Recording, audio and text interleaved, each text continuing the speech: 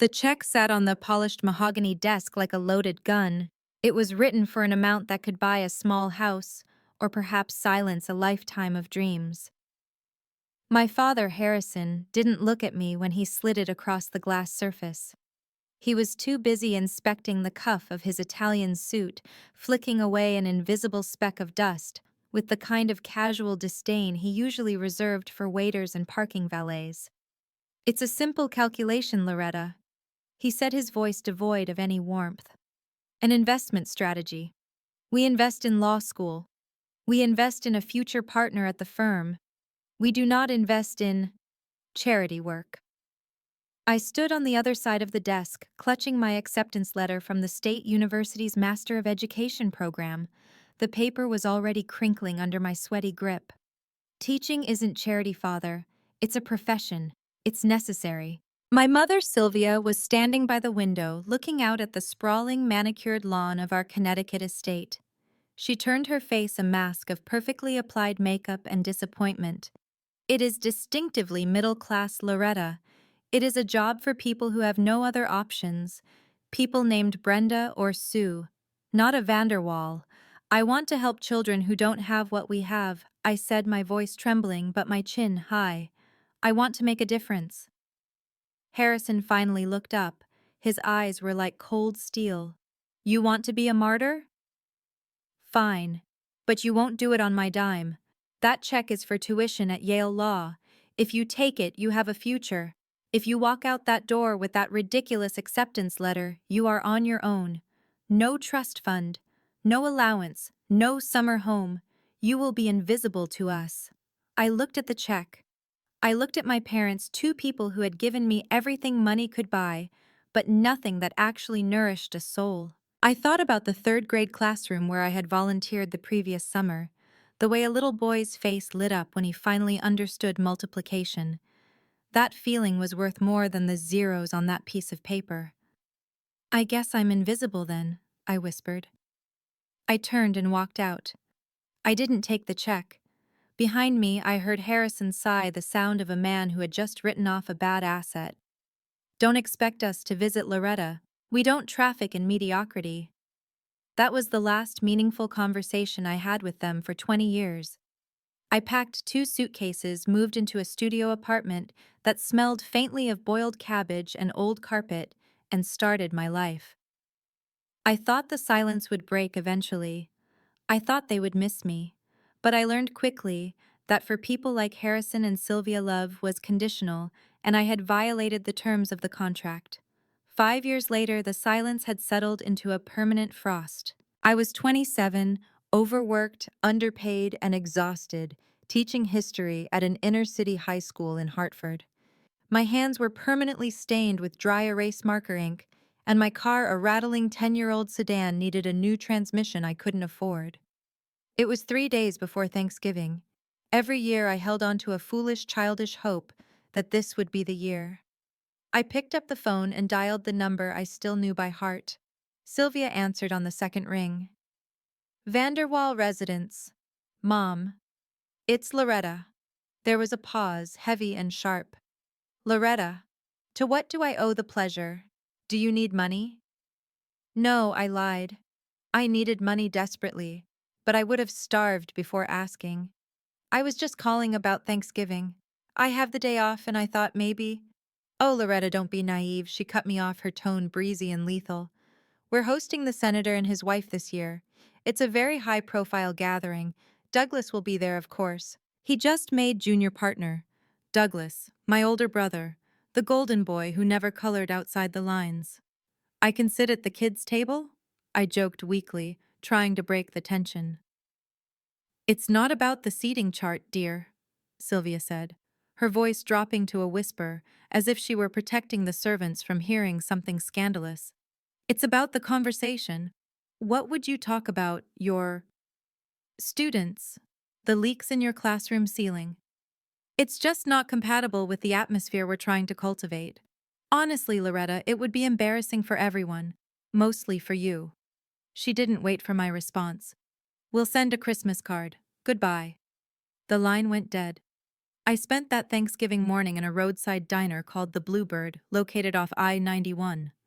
I couldn't bear to stay in my empty apartment, so I packed a bag of ungraded midterm essays and drove until I found a place that looked open. The diner was warm, smelling of bacon grease and strong coffee.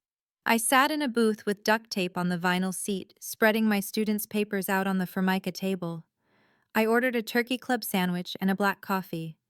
Around me, families were laughing, truckers were eating pie, and the world kept turning. But inside that booth, I felt the crushing weight of my mother's words. Embarrassing.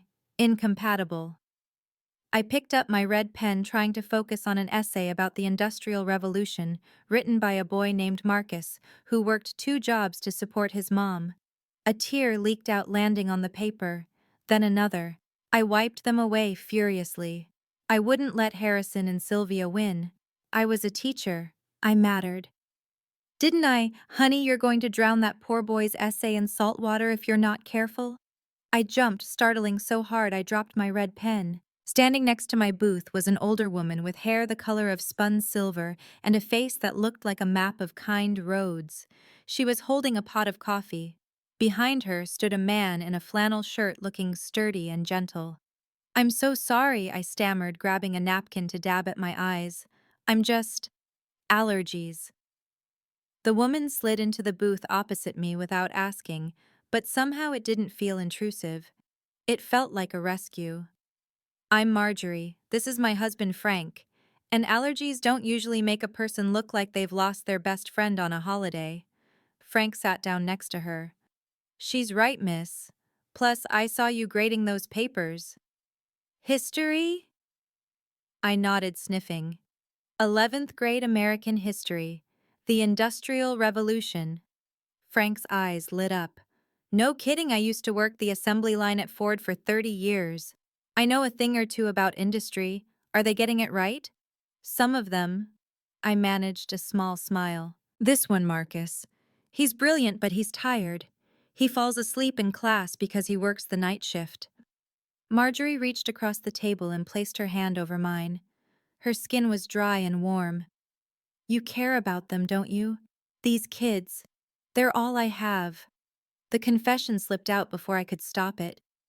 "My parents, they don't think what I do matters. They think I'm a failure because I'm not a lawyer or a CEO." Frank frowned, looking genuinely offended. "A failure. For teaching the next generation. That's the most important job in the world. You're shaping minds, miss. You're building the future. Lawyers just argue about the past." I looked at this couple, strangers wearing clothes from Sears, eating diner food on Thanksgiving, and I felt a warmth I hadn't felt in 5 years. "I'm Loretta," I said. "Well, Loretta." Marjorie smiled, signaling the waitress. "You're not eating a turkey club alone today. Frank, tell her about the time you tried to fix the dishwasher and flooded the kitchen." We sat there for 3 hours. I graded papers and they told stories. They didn't care about my bank account or my lineage. They asked about my students. They asked about me. By the time I left the Bluebird, I wasn't the disowned daughter of the Vanderwaals anymore. I was Loretta, the history teacher, and I had new friends. That Thanksgiving was the seed that grew into the only real family tree I would ever know. Over the next decade, Marjorie and Frank didn't just stay diner acquaintances. They became my parents in every way that counted. When I finally finished my master's degree, studying at night while working full-time, Harrison and Sylvia didn't even send a card. But when I walked across that stage, scanning the crowd out of habit, I saw them. Frank was wearing a tie that looked like a fish, and Marjorie was waving a homemade sign that said, "That's our girl," in glitter glue. I cried, not out of sadness, but out of overwhelming gratitude. Sunday dinners became our ritual. Their house was a small, cozy bungalow in the suburbs, filled with mismatched furniture and the smell of pot roast. It was the complete opposite of the cold, sterile mansion I grew up in. At the Vanderwaal estate, dinner was a performance. You sat straight, used the correct fork, and discussed the stock market. At Frank and Marjorie's, we ate on the sofa while watching Jeopardy, shouting answers at the TV. "Who is Theodore Roosevelt?" Frank would yell. "It's Franklin, you old bat," Marjorie would correct him, laughing. They were simple people. Frank was a retired factory foreman and Marjorie had been a librarian. They didn't have power, they didn't have influence, but they had character. They taught me that dignity wasn't about what you owned but how you treated people who couldn't do anything for you. Meanwhile, I heard snippets of my biological family through the grapevine. Douglas had made partner. Harrison had bought a vineyard in Napa. Sylvia was chairing galas. They were succeeding in their world, and I was succeeding in mine. I had become the vice principal of my school, spearheading a new literacy initiative for at-risk youth. I thought our worlds were parallel lines destined never to cross. I was content with that. I had Frank and Marjorie. I had my students. I had a life that felt honest. But the universe has a funny way of bending lines until they crash. It happened on a rainy Saturday afternoon in October. I was 42 now, my hair starting to streak with gray, shopping at a department store for winter coats. I was looking for a bargain. Educator salaries hadn't improved much in 2 decades, and I had a fistful of coupons. I turned the corner into the men's section, looking for a scarf for Frank's birthday, and nearly collided with a woman in a fur coat. "Watch where you're going," she snapped. The voice froze my blood. I looked up. Sylvia hadn't aged, she had just calcified. Her face was tighter, pulled back by expensive surgeries. Beside her stood Douglas, looking like a carbon copy of our father, checking his watch with an air of immense boredom. "Mother," I whispered. Sylvia stopped. Her eyes scanned me from my sensible boots to my wool peacoat lingering on the coupons in my hand. A flicker of recognition passed through her eyes, followed immediately by distaste. "Loretta," she said. It wasn't a greeting. It was an acknowledgement of an unpleasant odor. "Still digging in the bargain bin, I see." Douglas sneered. "I thought you'd have given up on the whole Noble Educator Act by now and found a husband to support you." "I'm doing just fine, Douglas," I said, my voice steadier than I felt. "I'm a vice principal now." "Vice principal?" Sylvia repeated, testing the words as if they were foreign. "How quaint." She adjusted her fur. "Well, we really must be going. We have a fitting for the governor's state luncheon next week. It's highly exclusive. Only people of consequence are invited. I suppose you'll be grading papers." "Actually," Douglas laughed, "she'll probably be protesting for higher wages or whatever it is you people do."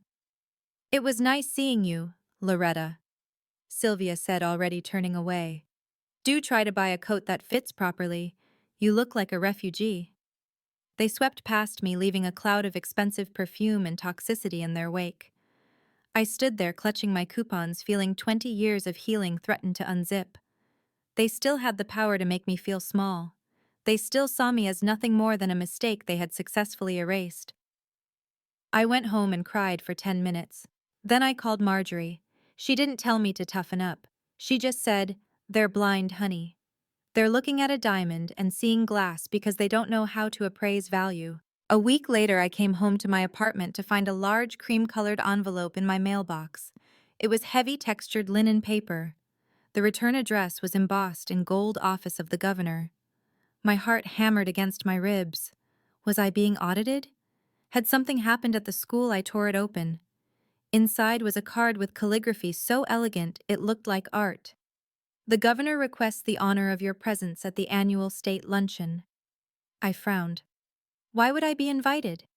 Then I read the smaller print at the bottom: "To recognize outstanding contributions to the state's educational development." I sat down on my floor. My literacy program, the one I had poured my blood, sweat, and tears into for the last 5 years. The program that had raised reading scores in our district by 40%. Someone had noticed. I wasn't being invited as a donor. I wasn't being invited because of my last name. I was being invited because of my work. My hand shook as I reached for my phone. I dialed Frank. "Dad." I said the word coming naturally now. "Do you and Mom own any formal wear? I have my tux from 1985. Frank chuckled. "Why, I need you to come somewhere with me. I'm going to the governor's luncheon, and I don't want to go alone." "We'll be there with bells on," Marjorie shouted from the background. I stared at the invitation. I knew Harrison and Sylvia would be there. They had bragged about it. They would be there to network, to flaunt their wealth, to feel important. I debated telling them. I could call Sylvia, rub it in her face. See, I'm coming too. But I decided against it. Silence was more powerful. I wouldn't give them the warning. I would just show up. I would walk into their world not as their daughter, but as myself. And I would bring the only parents who had ever bothered to show up for me. The grand ballroom of the governor's mansion was a terrifying display of opulence. Crystal chandeliers the size of small cars hung from the ceiling, and the air hummed with the quiet, confident chatter of people who owned summer homes in the Hamptons. I wore a navy blue gown I had bought full price at a nice boutique. It was simple, elegant, and commanded respect. Frank looked dashing in his vintage tux, even if the lapels were a bit wide, and Marjorie sparkled in a silver dress she'd found at a consignment shop. They looked regal to me. We checked our coats and entered the main hall. Immediately I felt the familiar tightening in my chest. This was the lion's den. Chin up, Loretta, Frank whispered, offering me his arm. You earned your spot here. They bought theirs. We hadn't taken 10 steps before I saw them. Harrison and Sylvia were holding court near the champagne fountain, laughing loudly at something a senator was saying. Douglas was nearby, typing furiously on his phone, looking bored. Sylvia's eyes swept the room, scanning for someone more important to talk to, and then they landed on me. Her glass paused halfway to her lips. She blinked as if hallucinating. Then she grabbed Harrison's arm and pointed. They excused themselves from the senator and beelined toward us. They didn't look happy. They looked furious. What on earth are you doing here? Sylvia hissed when she got within range. She ignored Frank and Marjorie completely. Did you sneak in? Security is very tight, Loretta. If you're here to cause a scene or ask for money, I swear to God I'm not here for money, Mother, I said calmly. Harrison stepped forward, his face red. This is an invite-only event, Loretta. For the state's elite. You are a high school teacher. You're embarrassing us. I want you to leave, now, before people realize who you are. Douglas appeared at his shoulder. Seriously, Lo. Did you crash? That's pathetic even for you. Frank stepped forward, placing his sturdy body between me and Harrison. She's not going anywhere, and you will speak to her with respect. Harrison looked at Frank with pure bewilderment, like a dog had just spoken French. Who is this person? Your gardener. This is my father, I said, my voice ringing clear. Sylvia let out a sharp, cruel laugh. Oh, please. Don't be dramatic. We are your parents, unfortunately. Now leave. I see security over there. Don't make me wave them down.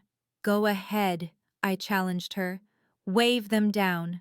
Harrison's eyes narrowed. You are testing my patience, Loretta. You have 30 seconds to disappear, or I will ensure you lose that little job of yours. I know people on the school board. Before Harrison could make good on his threat, the lights in the ballroom dimmed. A spotlight hit the main stage and a hush fell over the crowd. Please take your seats, a voice announced over the loudspeaker. The governor is approaching the podium. We'll finish this later, Harrison spat, adjusting his tie. Don't think you've gotten away with this. They turned and hurried to their table. Table 1, right near the front. The VIP table. I looked at Frank and Marjorie. Our table is table 4. We walked past my biological parents. As I sat down, I could feel Sylvia's eyes burning holes into the back of my head. They were confused. Why was I seated so close? Why hadn't I been escorted out? Governor Sterling walked onto the stage. He was a charismatic man, with graying temples and a voice that commanded the room. He welcomed the donors, the politicians, the captains of industry. Harrison puffed out his chest, expecting a nod. We are here today, the governor began to celebrate power, but not the kind of power that is bought, not the kind of power that resides in boardrooms or bank accounts. Harrison frowned. Sylvia swirled her wine, looking bored. I want to talk about the power of the seed, the governor continued. 5 years ago, our state faced a crisis. Our inner-city literacy rates were plummeting. We threw money at the problem. We threw legislation at it. Nothing worked. He paused, looking out over the crowd. Then a single educator in Hartford decided that she wasn't going to wait for permission. She started a program called the Saturday Readers. She used her own money to buy books. She spent her weekends tutoring parents on how to read to their children. She built a community where there was only isolation.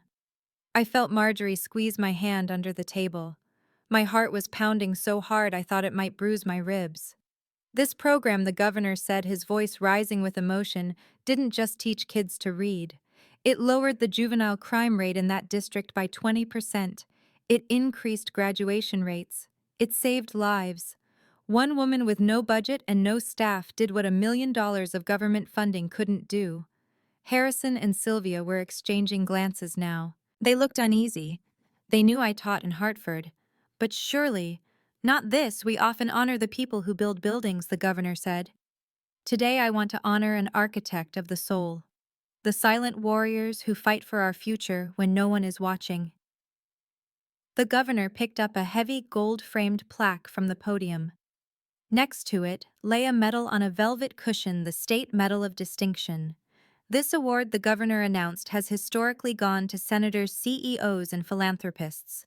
But this year I am breaking tradition. Because true leadership isn't about being served. It's about serving. He looked straight at table 4. Ladies and gentlemen, please stand for the recipient of this year's State Medal of Distinction, Ms. Loretta Vanderwaal. The name rang out like a bell strike. For a second there was total silence. Then the room exploded. People stood up. The applause was deafening. I froze. I saw Harrison's head snap back as if he'd been physically slapped. Sylvia dropped her clutch purse. Her mouth hung open, unauthorized and ungraceful. Douglas looked like he was choking on his drink. "Go on, honey," Frank whispered, tears streaming down his face. "Go get what's yours." I stood up. My legs felt shaky, but my head was clear. I walked toward the stage. As I passed table 1, the world seemed to slow down. I looked at Harrison. His face was a portrait of shock and something else. Fear. He was realizing in real time that the daughter he had thrown away was the most important person in the room. Sylvia looked pale, her eyes darting around to see if anyone knew I was hers. I walked up the stairs. The governor met me halfway, bypassing a billionaire donor, to shake my hand vigorously. "Thank you, Loretta," he said, his voice amplified by the microphone, but intimate in its sincerity. "For everything." He placed the heavy medal around my neck. The ribbon was blue and gold. I turned to face the crowd. The standing ovation was still going. I saw senators clapping. I saw CEOs nodding in respect. And front and center I saw Frank and Marjorie holding each other, weeping with pride. Then I saw my biological parents. They were standing now too because everyone else was. But they weren't clapping. They looked small. For the first time in my life, they looked incredibly, pitifully small. The reception afterward was a whirlwind. Photographers flashed bulbs in my face. Reporters thrust microphones at me.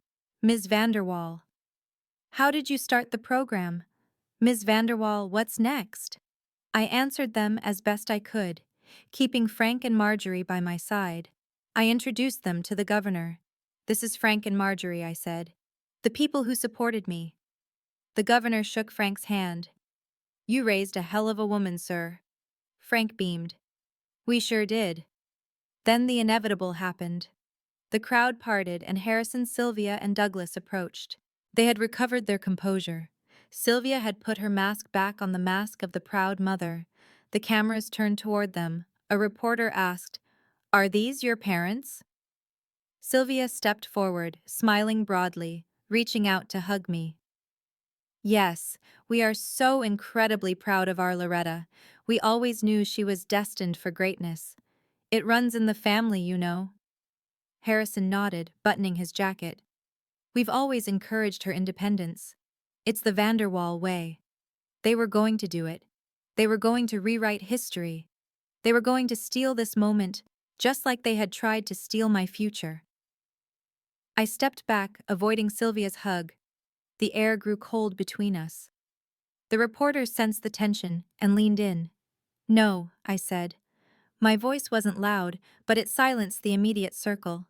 Sylvia's smile faltered. "Loretta, darling, don't be silly. The cameras."